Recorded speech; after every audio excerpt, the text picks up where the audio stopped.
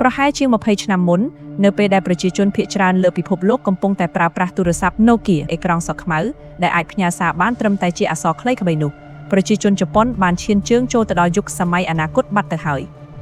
នៅដើមទសវត្សរ៍ឆ្នាំ2000អ្នកប្រើប្រាស់ទូរស័ព្ទនៅជប៉ុនអាចអានអ៊ីមែលលេងអ៊ីនធឺណិតទិញទំនិញនៅតាមហាងដោយគ្រាន់តែស្កេនទូរស័ព្ទមើលទូរទស្សន៍ផ្សាយផ្ទាល់លើអេក្រង់ពណ៌និងទាញយកបទចម្រៀងពេញៗមកស្ដាប់យ៉ាងរលូន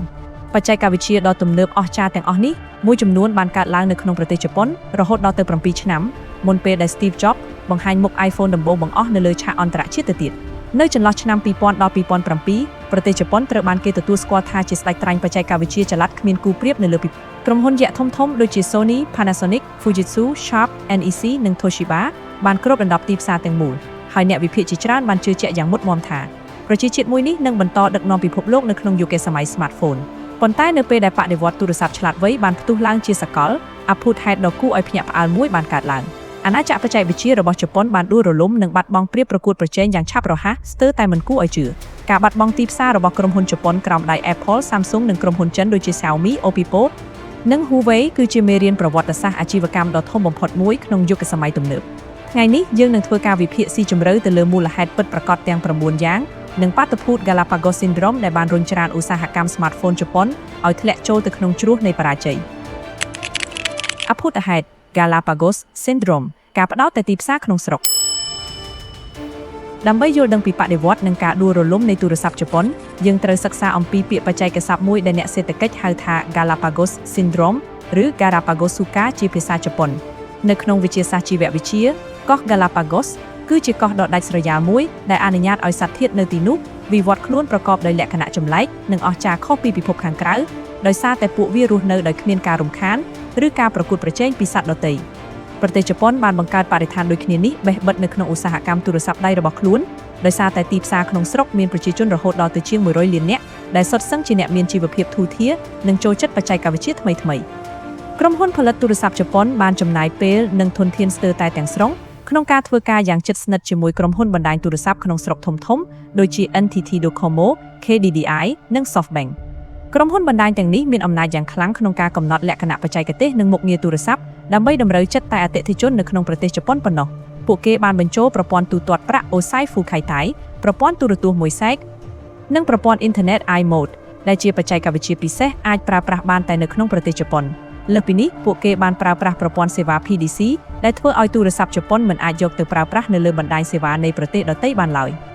លទ្ធផលនៃរចនាសម្ព័ន្ធនេះគឺការបង្កើតបាននូវទូរស័ព្ទដែលទាន់សម័យនិងមានមុខងារចម្លែកអស្ចារ្យជាច្រើនប៉ុន្តែវាអាចដំណើរការបានតែនៅក្នុងព្រំដែននៃប្រទេសជប៉ុនប៉ុណ្ណោះនៅពេលដែលយកទូរស័ព្ទទាំងនោះចេញទៅក្រៅប្រទេសវាបានប្រែក្លាយទៅជាឧបករណ៍ដែលគ្មានប្រយោជន៍ខណៈដែលក្រុមហ៊ុនជប៉ុនមមាញឹកក្នុងការផលិតទូរស័ព្ទរាប់សិបម៉ូដែលផ្សេងៗគ្នាសម្រាប់តែតម្រូវការក្នុងស្រុក Apple បានអនុវត្តយុទ្ធសាស្ត្រផ្ទុយស្រឡះដោយការបង្កើត iPhone តែមួយម៉ូដែលប៉ុន្តែមានស្តង់ដាររួមមួយដែលអាចយកទៅលក់និងប្រើប្រាស់បាននៅគ្រប់ទ្វីបទាំងអស់នៅលើពិភពលោក 2. ការយល់ច្រឡំរវាង Hardware និង Software Platform កត្តាសំខាន់បំផុតមួយទៀតដែលនាំឲ្យជប៉ុនបាត់បង់ឧត្តមភាពគឺការយល់ឃើញខុសគ្នាយ៉ាងខ្លាំងអំពីនិយមន័យនៃ Smartphone ក្រុមហ៊ុនផលិតគ្រឿងអេឡិចត្រូនិកជប៉ុនបានកសាងកេរ្តិ៍ឈ្មោះនិងអាណាចក្រពាណិជ្ជកម្មរបស់ខ្លួននៅលើមូលដ្ឋានគ្រឹះនៃភាពឥតខ្ចោះខាងផ្នែក Hardware ពួកគេផ្ដោតលើការផ្គុំគ្រឿងបន្លាស់តូចៗប្រកបដោយភាពផ្ចិតផ្ចង់ការបង្កើតកាមេរ៉ាដែលមានទំហំតូចតែច្បាស់ការអភិវឌ្ឍអេក្រង់បង្ហាញរូបភាពស្អាតនិងការបំពាក់ប្រព័ន្ធការពារទឹកដោយសារតែផ្នត់គំនិតបែបបុរាណនេះនាយកប្រតិបត្តិជប៉ុនជាច្រើនបានចាត់ទុក Smartphone ថាជាទូរស័ព្ទដៃធម្មតាដែលគ្រាន់តែបន្ថែមអេក្រង់ធំនិងមុខងារ Hardware ច្រើនជាងមុនប៉ុណ្ណោះផ្ទុយទៅវិញ Apple និង Google បានមើលឃើញបដិវត្តន៍នេះក្នុងជ្រុងមួយផ្សេងទៀតដោយពួកគេយល់ថាក្រុមហ៊ុនដែលឈ្នះមិនមែនជាក្រុមហ៊ុនដែលធ្វើ Hardware ស្អាតបំផុតនោះទេប៉ុន្តែជាក្រុមហ៊ុនដែលគ្រប់គ្រង Software Platform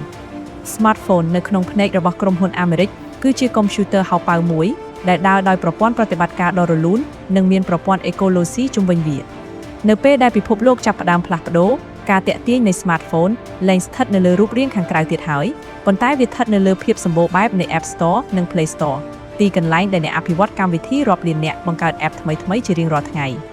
ប្រទេសជប៉ុនមានភាពខ្លាំងក្លាលើការផលិតកាមេរ៉ាអេក្រង់និងគ្រឿងបន្លាស់ប៉ុន្តែពួកគេមានចំណុចខ្សោយយ៉ាងធំធេងលើការអភិវឌ្ឍ Software និងបទពិសោធន៍អ្នកប្រើប្រាស់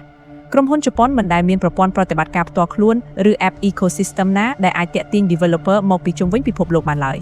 នៅពេលដែលអ្នកប្រើប្រាស់ចាប់ផ្ដើមឲ្យតម្លៃលើភាពងាយស្រួលនៃកម្មវិធីនិងការតភ្ជាប់ទិន្នន័យលើ Cloud ប្រព័ន្ធ Menu ដែលស្មុគស្មាញនឹង software ដ៏រញ៉េរញ៉ៃរបស់ទូរស័ព្ទជប៉ុនក៏ក្លាយជាបច្ចេកវិទ្យាហួសសម័យភ្លាមៗតែម្ដង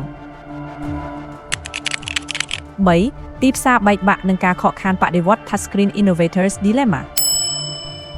បញ្ហាប្រឈមដ៏ធំមួយទៀតនៅក្នុងស្រុកគឺការបែកបាក់ទីផ្សារយ៉ាងធ្ងន់ធ្ងរប្រសិនបើយើងក្រឡេកមើលប្រទេសអាមេរិកទីផ្សារត្រូវបានគ្របដណ្ដប់ដោយ Apple ហើយនៅកូរ៉េខាងត្បូងទីផ្សារត្រូវបានដឹកនាំដោយ Samsung និង LG ប៉ុន្តែនៅក្នុងប្រទេសជប៉ុនមានក្រុមហ៊ុនយក្សរហូតដល់ទៅជិត10ដូចជា Sony, Panasonic, Fujitsu, Sharp, Toshiba, Kyocera និង Sanyo កំពុងប្រជែងគ្នាយ៉ាងស្រួចស្រាវដើម្បីដណ្ដើមទីផ្សារក្នុងស្រុកតែមួយការដែលមានក្រុមហ៊ុនច្រើនពេកបានធ្វើឲ្យថវិកាស្រាវជ្រាវនិងអភិវឌ្ឍថវិកាផ្សព្វផ្សាយពាណិជ្ជកម្មនិងក្រុមអ្នកជំនាញ software ត្រូវបែងចែកជាចំណែកតូចៗដែលធ្វើឲ្យគ្មានក្រុមហ៊ុនជប៉ុនណាមួយមានទំហំធំល្មមក្នុងការបង្កើតម៉ាកសញ្ញាសកលលោកដូច Samsung ឡើយទន្ទឹមនឹងនេះក្រុមហ៊ុនជប៉ុនក៏បានធ្លាក់ចូលទៅក្នុងអន្ទាក់សេដ្ឋកិច្ចមួយដែលគេហៅថា Innovators Dilemma ឬវិបត្តិអ្នកច្នៃប្រឌិត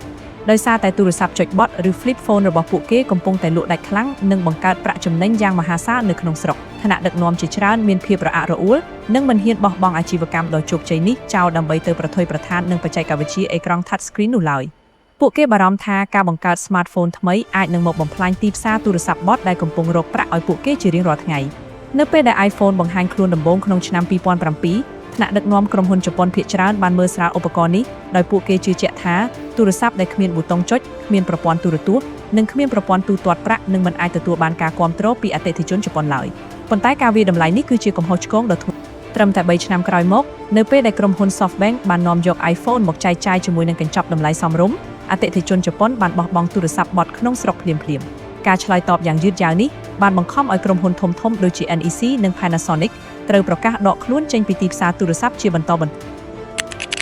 4. កង្វះខាតផលិតកម្មសកល Scale និងការវាយប្រហារពី Samsung នៅក្នុងឧស្សាហកម្ម smartphone ទំនើបជ័យជំនះត្រូវបានសម្រេចលើទំហំនៃការផលិតឬ economies of scale នៅពេលដែល Apple ឬ Samsung បញ្ជាទិញគ្រឿងបន្លាស់ដូចជាអេក្រង់បន្ទះ chip ឬ sensor camera ពួកគេបញ្ជាទិញក្នុងបរិមាណរាប់រយលានគ្រឿងក្នុងពេលតែមួយការបញ្ជាទិញក្នុងបរិមាណដ៏មហាសាលនេះអនុញ្ញាតឲ្យពួកគេអាចចរចាទិញគ្រឿងបន្លាស់ក្នុងតម្លៃទាបបំផុតបើប្រៀបធៀបនឹងគូប្រកួតប្រជែងលើសពីនេះប្រាក់ចំណេញទទួលបានពីការលក់ទូទាំងពិភពលោកបានផ្ដល់លទ្ធភាពឲ្យពួកគេអាចចំណាយលុយរាប់រយលានដុល្លារលើការស្រាវជ្រាវ software និងការផ្សព្វផ្សាយពាណិជ្ជកម្មនៅគ្រប់ច្រកផ្ទុយទៅវិញក្រុមហ៊ុនជប៉ុនដែលពឹងផ្អែកស្ទើរតែទាំងស្រុងលើទីផ្សារក្នុងស្រុកអាចផលិតទូរស័ព្ទបានត្រឹមតែរាប់សែនឬរាប់លានគ្រឿងប៉ុណ្ណោះការផលិតក្នុងបរិមាណតិចតួចបែបនេះបានធ្វើឲ្យដើមទុនផលិតនៃទូរស័ព្ទជប៉ុនមួយគ្រឿងមានតម្លៃថ្លៃខ្លាំងដែលនាំឲ្យប្រាក់ចំណេញធ្លាក់ចុះទាបជាលំដាប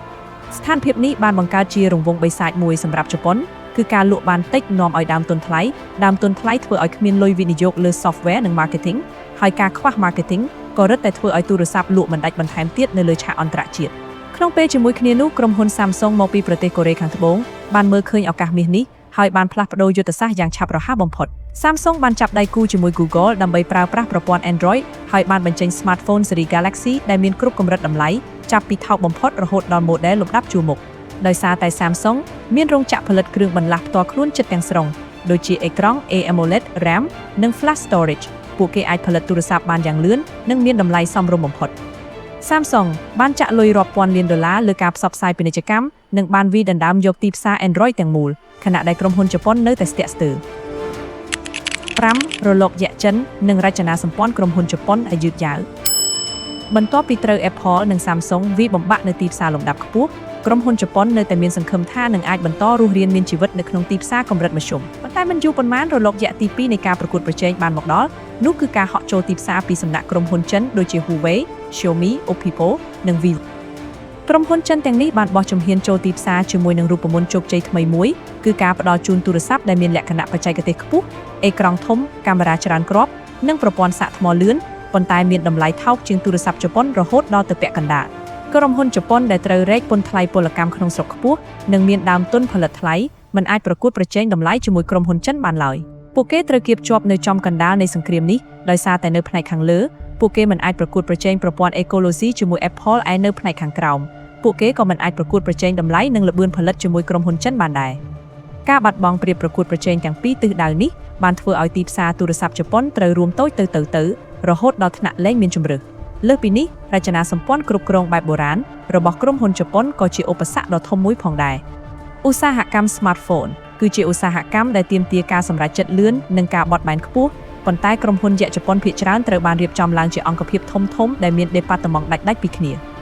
ករណីសិក្សាដែលច្បាស់បំផុតគឺ Sony ដែលជាក្រុមហ៊ុនមានអាវុធគ្រប់យ៉ាងនៅក្នុងដៃរាប់ចាប់ពីកាមេរ៉ា Sony Alpha អេក្រង់ TV BRA ម៉ាស៊ីនហ្គេម PlayStation រហូតដល់បច្ចេកវិទ្យាសំឡេងនិងឧស្សាហកម្មកម្សាន្តប៉ុន្តែដោយសារតែដេប៉ាតឺម៉ង់នីមួយៗធ្វើការដាច់ដោយឡែកពីគ្នានិងមានការប្រកួតប្រជែងផ្ទៃក្នុង Sony មិនអាចរួមបញ្ចូលបច្ចេកវិទ្យាកំពូលទាំងនេះចូលទៅក្នុង smartphone តែមួយឲ្យបានឆាប់រហ័សដោយដែល Apple បានធ្វើនោះឡើយ6ករណីសិក្សា Sony Xperia និងការពិតដែលថាជប៉ុនមិនបានចាញ់ទាំងស្រុងទេទូរស័ព្ទ Sony Xperia គឺជាឧទាហរណ៍ជាក់ស្ដែងបំផុតនៃការតស៊ូចុងក្រោយរបស់ជប៉ុន Xperia តែងតែត្រូវបានបំពាក់ដោយបច្ចេកវិទ្យាកំពូលដូចជាកាមេរ៉ាថតរូបកម្រិតអាជីពអេក្រង់ 4K OLED និងសមត្ថភាពការពារទឹកដ៏ល្អឥតខ្ចោះប៉ុន្តែទោះបីជាមាន hardware អស្ចារ្យយ៉ាងណាក៏ដោយក៏ Xperia នៅតែជួបប្រទះបញ្ហាប្រឈមជាច្រើនដូចជាតម្លៃថ្លៃហួសហេតុការដាក់ឈ្មោះ model ដ៏ស្មុគស្មាញការផ្សព្វផ្សាយពាណិជ្ជកម្មខ្សោយនិងប្រព័ន្ធ software ដែលមិនសូវមានការអាប់ដេតការផ្ដោតលើតែក្រុមអ្នកជំនាញថតរូបជាជាងអ្នកប្រើប្រាស់ទូទៅបានធ្វើឲ្យចំនួនទូរស័ព្ទ Sony ដែលធ្លាប់លក់បាន 15.3 លានគ្រឿងក្នុងមួយត្រីមាសក្នុងឆ្នាំ 2015 បានធ្លាក់ចុះមកត្រឹមតែ 1.9 លានគ្រឿងប៉ុណ្ណោះក្នុងឆ្នាំ 2018 ទោះបីជាយ៉ាងណាក៏ដោយការសន្និដ្ឋានថាជប៉ុនបានបរាជ័យទាំងស្រុងនៅក្នុងឧស្សាហកម្ម smartphone គឺជាការយល់ច្រឡំមួយការពិតគឺថាជប៉ុនគ្រាន់តែបានបាត់បង់ទីផ្សារលក់ទូរស័ព្ទជារូបរាងទៅឲ្យអ្នកប្រើប្រាស់ប៉ុន្តែជប៉ុនបានវិវត្តខ្លួនទៅជាអ្នកក្រោបគ្រងខ្សែច្រវាក់ផ្គត់ផ្គង់គ្រឿងបន្លាស់នៅខាងក្រោយខ្នងយ៉ាងរឹងមាំប្រសិនបើយើងធ្វើការរុះរើ smartphone ជំនាន់ថ្មីបំផុតរបស់ Apple, Samsung ឬ Xiaomi យើងនឹងឃើញថាគ្រឿងបន្លាស់សំខាន់ជាច្រើននៅតែត្រូវបានផលិតដោយក្រុមហ៊ុនជប៉ុនក្រុមហ៊ុន Sony Semiconductor នៅតែជាអ្នកផលិត sensor camera CMOS ដ៏មានឥទ្ធិពលបំផុតដោយក្តាប់ក្តាប់ទីផ្សារជិតពាក់កណ្ដាលនៃពិភពលោករួមទាំងការផ្គត់ផ្គង់ឲ្យ iPhone គ្រប់ model ផងដែរជាមួយគ្នានេះក្រុមហ៊ុនជប៉ុនដទៃទៀតដូចជា Murata, TDK និង Kyocera គឺជាអ្នកផ្គត់ផ្គង់ប្រព័ន្ធតម្រងសញ្ញានិង capacitor តូចៗរាប់ពាន់គ្រាប់ដែលខ្វះមិនបាននៅក្នុងទូរស័ព្ទ 5G លើពីនេះក្រុមហ៊ុន Canon និង Tokyo Electron នៅតែជាអ្នកផ្គត់ផ្គង់ម៉ាស៊ីនផលិតបន្ទះឈីបដ៏សំខាន់បំផុតដូច្នេះទោះបីជាគ្មាន logo ក្រុមហ៊ុនជប៉ុននៅលើខ្នងទូរស័ព្ទក៏ដោយក៏ជប៉ុននៅតែអាចរកប្រាក់ចំណេញបានពី smartphone គ្រប់គ្រឿងដែលត្រូវបានលក់នៅលើពិភពលោកមេរៀនដែលយើងអាចរៀនសូត្របាន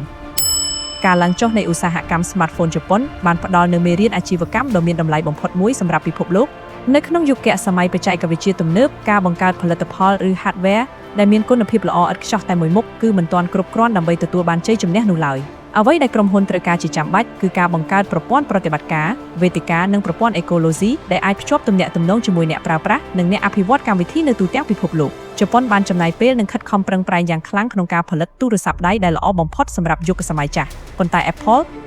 Google និង Samsung បានផ្លាស់ប្ដូរច្បាប់នៃការប្រកួតប្រជែងដោយសារតែពួកគេបានប្រែក្លាយទូរស័ព្ទដៃឲ្យទៅជាវេទិកា software ដែលអាចវិវត្តខ្លួនបានឥតឈប់ឈរ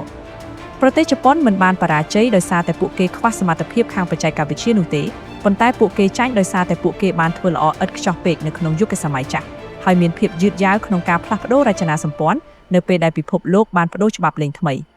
តើអ្នកទាំងអស់គ្នាយល់យ៉ាងណាដែរចំពោះមេរៀនប្រវត្តិសាស្ត្រនៃឧស្សាហកម្ម smartphone ជប៉ុនមួយនេះតើអ្នកធ្លាប់បានប្រើប្រាស់ទូរស័ព្ទជប៉ុនដូចជា Sony Xperia, Sharp ឬ Fujitsu ដែរឬទេហើយតើអ្នកគិតថាថ្ងៃណាមួយម៉ាកសញ្ញាជប៉ុនអាចនឹងមានឱកាសត្រឡប់មកវាយដណ្ដើមទីផ្សារ smartphone ឡើងវិញដែរឬទេ